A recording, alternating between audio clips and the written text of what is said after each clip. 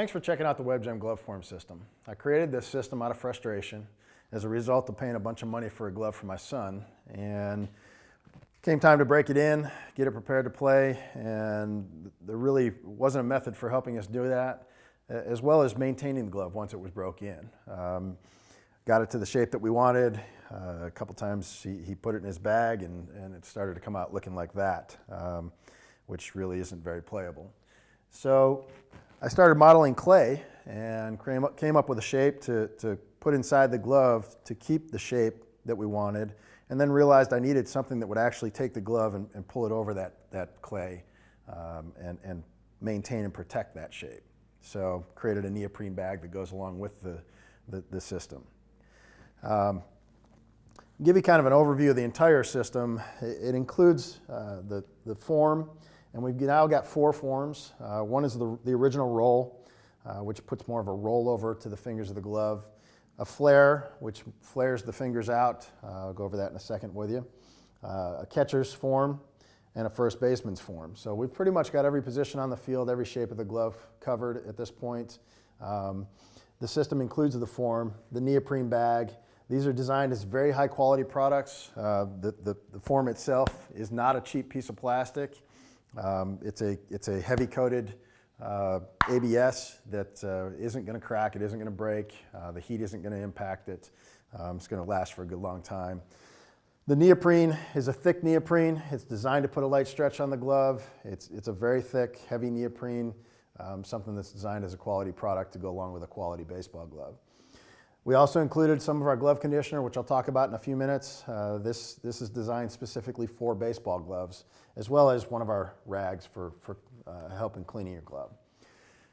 Again, like I said, there's 4 components of the system. They're designed to help you break in, shape, maintain the shape, and protect the glove.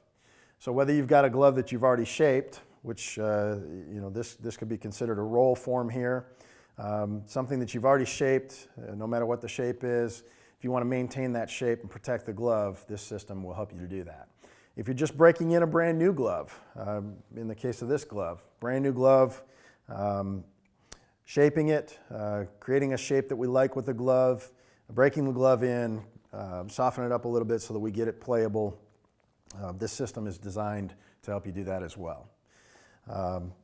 Again, 4 different types of systems. The roll form, very similar in all 4 cases. The form goes inside the glove. This is the roll form, goes inside the glove. The glove then goes inside the neoprene bag. The bag is then pulled up nice and tight around the glove to put a light stretch on the glove. It's not going to overstretch the glove. You don't want a glove that's floppy. You don't want something that's going to flop into space when you go to make a diving catch or even just go to the ground.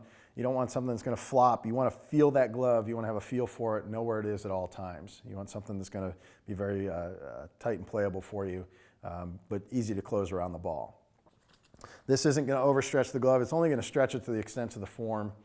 So you're not going to get something that's going to be overstretched and floppy. Once you overstretch a glove by beating it or whatever method you use, once it's overstretched, leather will not recover. It's not like a neoprene that will stretch back into place.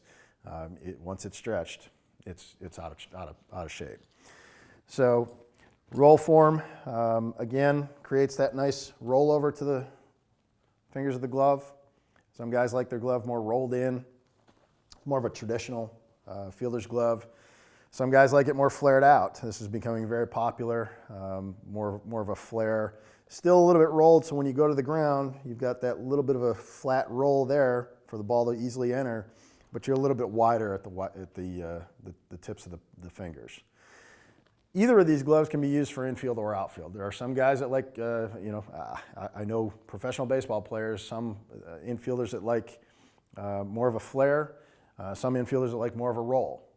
There are some outfielders that like more of a flare, some outfielders that like more of a roll. It's just a personal preference, whatever you prefer. So in the case of the flare, same concept, form goes inside the glove then goes inside the bag. Pull it up nice and tight. In this case, the bag is a little bit different. Still creates that little bit of a rollover to the fingers, but then there's an extra cinch on this bag that will allow this thing to pull tight and create that flared out shape. So you get more of a flare form to the fingers. First baseman's form, again, form goes inside the glove goes inside the bag. This is designed to keep that glove nice and open for you. It's not going to allow it to go flat. Important thing for a first baseman, when you go to dig that ball out of the dirt, if a third baseman goes deep in the hole, throws across the field, it's a long throw, he puts it in the dirt, you want to be able to get that thing out of the dirt. Nice wide open target, but we also created it to funnel the ball into the pocket, into the web of the glove.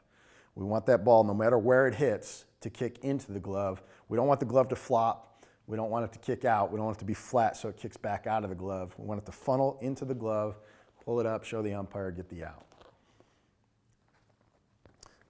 Case of the catcher's mitt. Very different shape to this, created specifically for catcher's mitts. Goes inside the mitt, then goes inside the bag, very similar to the roll and the flare. Pulls it up nice and tight. It's going to create that little bit of a roll over to the web the catchers like, a little breaking on the side. Going to keep you in open pocket. Again, when you go to dig that ball out of the dirt, nice and wide open, pull that thing up out of the dirt.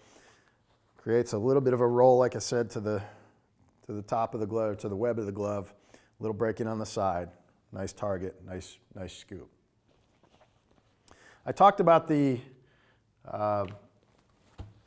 glove glaze. This is our conditioner designed specifically for baseball gloves.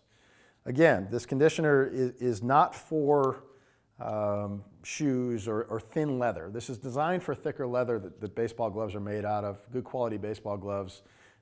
It's designed so that it penetrates, but it doesn't build up on the glove. It's designed to go on as a very thin layer, single-use packet, put a very, very thin layer over the glove, let it sit overnight, look at it the next morning. If it looks like it still has conditioner on it, you're good. Take the rag, wipe it down really well, making sure to get all the dirt out of the cracks and crevices so that you don't have any dirt build up in those cracks and crevices, which is going to weigh the glove down. Wipe it down real well, go play. If it looks like it's soaked it up, the leather's telling you it needs more conditioner. It's dry. Put another light layer on it, let it sit, do the same process again. Again, it's not designed to go on as a big heavy coating or to stay on the glove. It's designed to be a very thin coating, maintain the moisture level in the glove, the oils in the glove, keep it very soft and playable. You don't want it saturated, you don't want it weighed down. So that's kind of a quick overview. Again, the system is not designed for every player out there. It's designed for guys that are serious about the game, serious about their equipment, serious about getting to the next level.